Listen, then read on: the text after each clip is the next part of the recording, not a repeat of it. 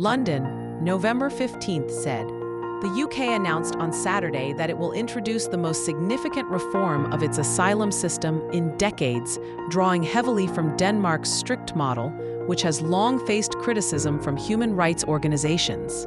The Labour government has recently toughened its stance on immigration, especially on small boats arriving from France, as it tries to counter the growing influence of Reform UK, a populist party pushing a harder line on migration.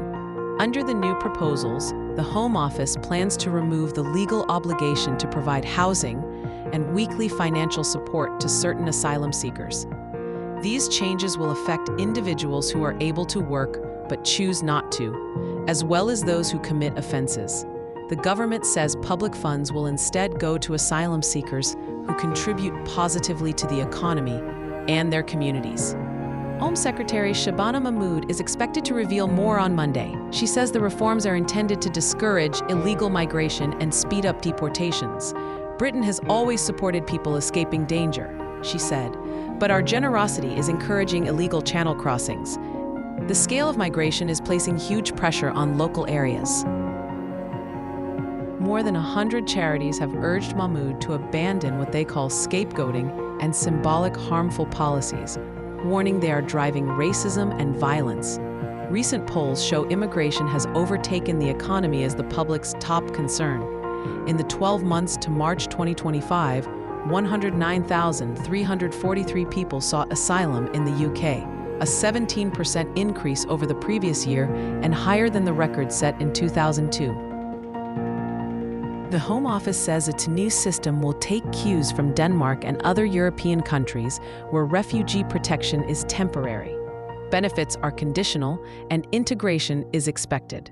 Officials said the UK will now match or even surpass these standards.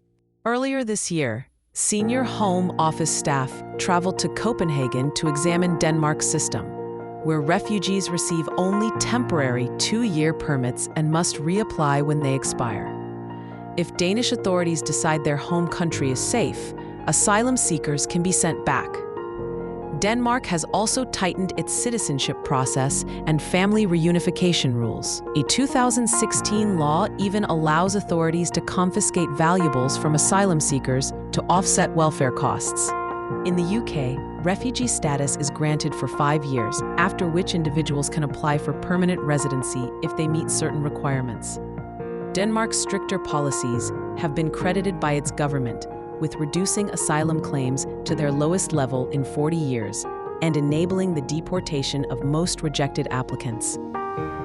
Rights groups criticize Denmark's model. The UK's Refugee Council wrote on X that people fleeing danger do not compare asylum systems, but typically choose the UK because of family links, English language familiarity, or personal connections that help them rebuild their lives.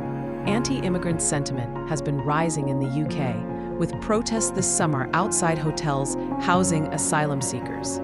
Similar feelings have spread across Europe since more than 1 million people, mostly Syrians, arrived in 2015-16, overwhelming some national systems. With EU states unable to agree on shared responsibility, many have prioritized deportations and lowering arrival numbers. Denmark's approach, implemented while it remains committed to the European Convention on Human Rights, has faced strong pushback. Rights groups argue the policies create a hostile environment, erode protections, and leave asylum seekers living in long-term insecurity. Reporting by Katarina Damani.